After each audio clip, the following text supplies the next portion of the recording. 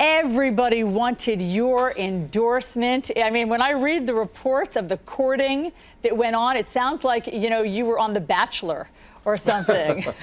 Well, my candidates were not that pretty, to tell you the truth. Only Carly Fiorina. The rest of them, whoo. So why did you decide on Marco Rubio?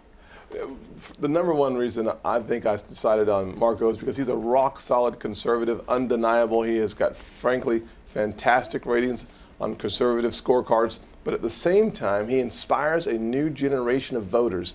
Here's a guy who has a wonderful, wonderful life story, but he also understands how to create a political agenda based on the reality that so many people are suffering through. Folks who are stuck and mired in poverty can look to the leadership of Marco Rubio to help solve some of the challenges that we haven't been able to solve in 50 years.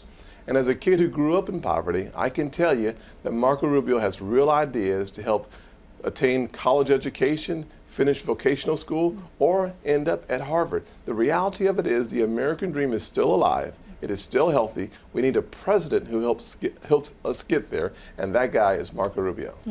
Senator, just so that people know, this was not an impetuous decision on your part. You had quite a laborious process. You hosted 12 town halls with the presidential candidates, and I understand you took explicit notes, sort of pros and cons about each one of them. Can you let us in on your process, how long this took you and what you wrote down?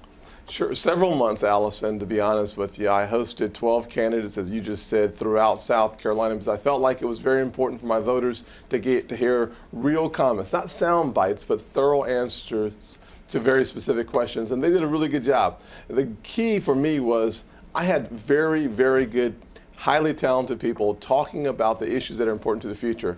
I was looking for one person who was head and shoulders above the rest, and the only way to do that right is to take notes. It's the pros on one side, you flip the page over, you put the cons on the other side, and if I cannot come to a clear decision, I was not going to endorse it all.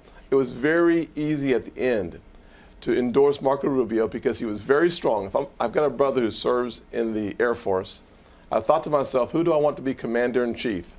Who can handle foreign affairs and who can restore economic hope to those mired in poverty? The person who had an A+ on each of those was Marco Rubio. So as difficult as the process, in the end, the one person I believe that will not only beat Hillary Clinton, but will beat her using conservative principles is without question Marco Rubio.